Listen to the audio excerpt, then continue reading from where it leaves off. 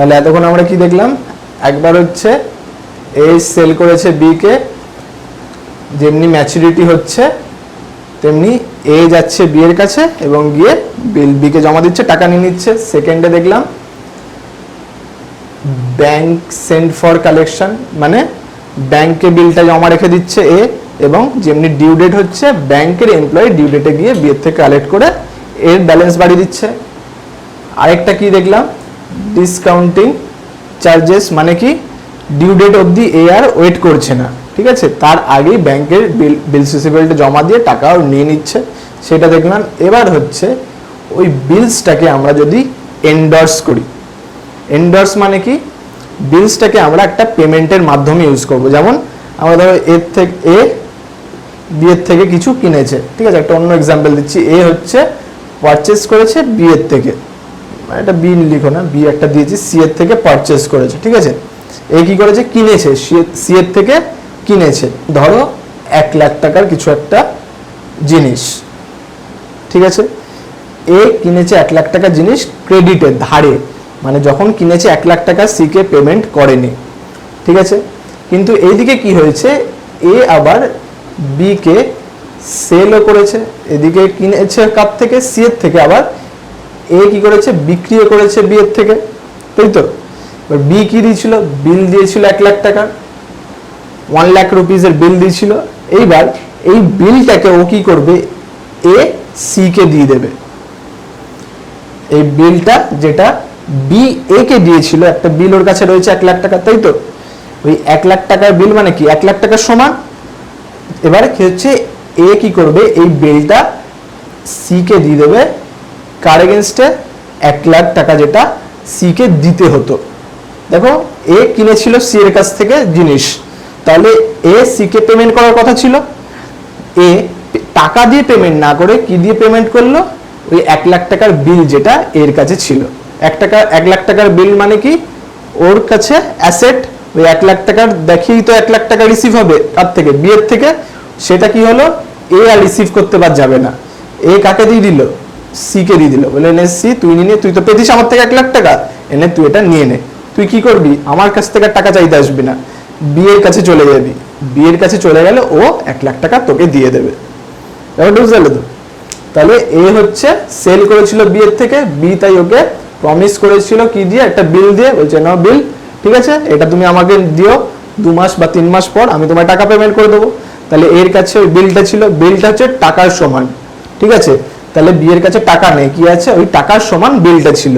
এবার C K ওকে payment করার কথা ছিল, এ সি কে পেমেন্ট করার কথা ছিল। এবার যেহেতু টাকা নেই, ওই বি এর বিলটা দিয়ে ওকে পেমেন্ট করে দিল, টাকা দিল না। সি কিন্তু তখন টাকা পেল না, সি টাকাটা আবার কখন পাবে, যখন ডিউ ডেট এসে যাবে, তখন সি কি এর থেকে আবার টাকা নিতে আসবে, সি কি করবে, বি এর কাছে চলে যাবে, যেটা আমার কাছে বিল। আর বি কি করবে, বলবে এ আসলে তবেই দেবো না, বিল দেখবে, হ্যাঁ বিলটা তো আমারই, তাহলে আমার বিল নিয়ে মতলব, আমার বিল দিয়ে দাও, টাকা তুমি দেখবে না, তো এ আসলো না সি আসলো দেখবে না, ও বিলটাকে চিনবে এবং বিলটা নিয়ে নেবে এবং টাকা পেমেন্ট করে দেবে, সে সি আসুক ডি আসুক যে আসুক, ঠিক আছে। তাহলে এ কি করলো, এই বিলটাকে সি কে দিয়ে দিল, এটাকে ইংলিশে কি বলছে, এন্ডর্স করলো, এন্ডর্সমেন্ট, ঠিক আছে। এবার এটার একটা অঙ্ক ছোট্ট দেখে নি। তাহলে এখানে অঙ্কে বলছে কি, যে এ ড্রজ আ বিল, তাহলে অঙ্কে কি বলছে, যে বিলটা ড্র করেছে, পারচেজ বা সেলের কথাটা এখানে বলছে না। অঙ্কে বলতেই পারে, সেলের কথা বলতেও পারে, সেল পারচেজের কথা, বা যে সেল পারচেজ যেটা হয়েছে যার ফলে যে বিলটা সিনে এসছে সেটা নাও বলতে পারে, জাস্ট ডাইরেক্ট মাঝখান থেকে শুরু করতে পারে, যে বি বিলটা দিয়েছিল এ কে, এ ড্র করেছিল বিলটা, মানে ড্র মানে কি, বি কে দিয়েছিল সাইন করতে, বি সাইন করে প্রমিস করে বিলটা এ কে দিয়ে দিয়েছিল, এখান থেকে অঙ্কটা শুরু হয়েছে, তাই তো। তাহলে সেই ক্ষেত্রে কি হবে, এ কি পেয়েছে, এ বি কে সাইন করতে দিয়েছিল, বি সাইন করে বিলস রিসিভেবল ফেরত দিয়ে দিয়েছে কাকে, এ কে, ঠিক আছে। বিলস অ্যাকাউন্ট 1 লাখ, ঠিক আছে। বিল কাছ থেকে কি বেরিয়ে গেছিল, বিলসটা, সেই বিলটা বেরিয়ে গেছিল, বিল থেকে বেরোবে তবে তোর কাছে যাবে, বিলস কিন্তু এখানে বিলস রিসিভেবল, যেহেতু রিসিভ করবে তাই সেম বিলের নাম, এর কাছে রিসিভেবল, এর কাছে বিলস পেয়েবল, তাহলে বি থেকে বিলস পেয়েবল বেরিয়ে যাচ্ছে, আর কে পেয়ে যাচ্ছে, এজ অ্যাকাউন্ট ডেবিট, তাই তো। কত 1 লাখ 1 লাখ। এই যখন ট্রানজাকশনটা হয়েছিল এক কত 1/4/17 এই ট্রানজাকশনটা হয়েছিল, তখন কি সি ছিল এদের মধ্যে ট্রানজাকশন? তখন সি এর কোনো ট্রানজাকশন হয়নি। ঠিক আছে, এবার কি বলেছে, the bill is endorse to C. Endorse মানে সি কে দিয়ে দিয়েছে। কবে দিয়েছে? এখানে বলেছে the bill is endorse to C to make a final settlement of a due on of 1,05,000। মানে এ কি করেছে, কোনো সময় কোনো এক সময় সি এর কাছ থেকে পারচেজ করেছিল কিছু। কত টাকার পারচেজ করেছিল? 1,05,000 এর। ঠিক আছে, আগে কোনো বছরে অন্য দিন কোনো দিন কি করেছিল, এ কিনেছিল, পারচেজ করেছিল কার থেকে? সি এর থেকে। কত টাকার জিনিস? 1,05,000। এবার কি হচ্ছে, এ সি কে পেমেন্ট করার কথা ছিল। তো আগে যে এক্সাম্পলটা দিলাম, এ টাকা না পেমেন্ট করে এর কাছে যেই বিলটা আছে ও কি করবে, সি কে দিয়ে দেবে। বলবে সি এনে ভাই তুই এই বিলটা নিয়ে নে, আর যখন ডিউ ডেট হচ্ছে 3 মাস পর, তো এই বিলটা নিয়ে বি এর কাছে চলে যাস, 3 মাস পর ও তোকে পেমেন্ট করে দেবে। ঠিক আছে, কিন্তু এখানে দেখো সি এর কাছ থেকে পায় কত? 1,05,000, কিন্তু বিলটা কত? 1 লাখের।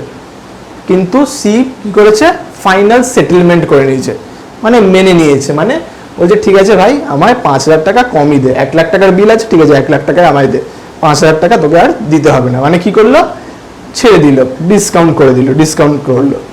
এবার এ কি করবে, সি কে এন্ডোর্স করে দেবে। তার মানে এর কাছ থেকে কি বেরিয়ে যাচ্ছে, বিলটা বেরিয়ে যাচ্ছে, তাই তো? সি কে দিয়ে দেবে, বিলটা বেরিয়ে যাচ্ছে। হোয়াট গোজ আউট সেটা কি ক্রেডিটে বসে, বিলস রিসিভেবল ক্রেডিটে। কত টাকার বিল? 1 লাখ টাকার বিল। ঠিক আছে, আচ্ছা কাকে দিয়ে দিচ্ছে বিলটা? কাকে দিচ্ছে? সি কে দিয়ে দিচ্ছে। তো তাহলে সি পাচ্ছে সিজ অ্যাকাউন্ট ডেবিট। ডেবিট হচ্ছে কি রিসিভার, সি রিসিভ করছে, যে রিসিভ করে তাকে ডেবিটে। সি এর পাওয়ার কত ছিল? 1,05,000। তাহলে সি এর সেটা কিন্তু লিখতে হবে, কত পাওয়ার কথা ছিল। সি কি করেছে, একে ডিসকাউন্ট দিয়েছে। তাহলে ডিসকাউন্ট মানে এ ছাড় পেয়েছে, মানে এর প্রফিট হয়ে গেছে।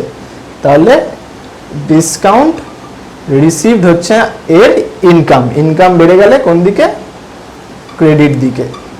তাহলে সি কে দেওয়ার কথা ছিল 1,05,000, কিন্তু সি 1 লাখ টাকা নিয়ে সন্তুষ্ট হয়ে গেছে, তার জন্য 5,000 টাকা এর কি হয়ে গেছে, প্রফিট হয়ে গেছে। প্রফিট বা ইনকাম কোন দিকে লিখতে হয়? ক্রেডিট দিকে। তাই ডিসকাউন্টটা 5,000। ক্লিয়ার? তাহলে বিলস এর হাত থেকে বেরিয়ে গেল এবং সি কে পেমেন্ট করে দিল। সি পুরো পেমেন্টটা নিল না, 1,05,000 পেমেন্ট করার কথা ছিল, কিন্তু 5,000 ছাড় পেল। ক্লিয়ার? এখানে এর খতম। এবার এখানে কি বি এর এখানে কিন্তু এন্ট্রি হবে? এখানে বি এর কিছু এন্ট্রি হবে না। এ সি কে তো দিয়েছে, সেই ব্যাপারে তো বি এর কাছে কোনো খবরই নেই। আছে কি খবর? কোনো খবর নেই। কিন্তু এখানে সি এর কাছে কি হলো, বিলস রিসিভেবল ঢুকলো, তাই তো? এ দিয়েছে কাকে? সি কে দিয়েছে, তার মানে সি এর কাছে এসছে। What comes in debit? কত টাকার এসছে বিল? 1 লাখ টাকার। কে দিয়েছে? এজ অ্যাকাউন্ট, তাই তো? এ দিয়ে দিয়েছে, এর থেকে বেরিয়ে গেছে হচ্ছে কি, এখানে এ হচ্ছে গিভার।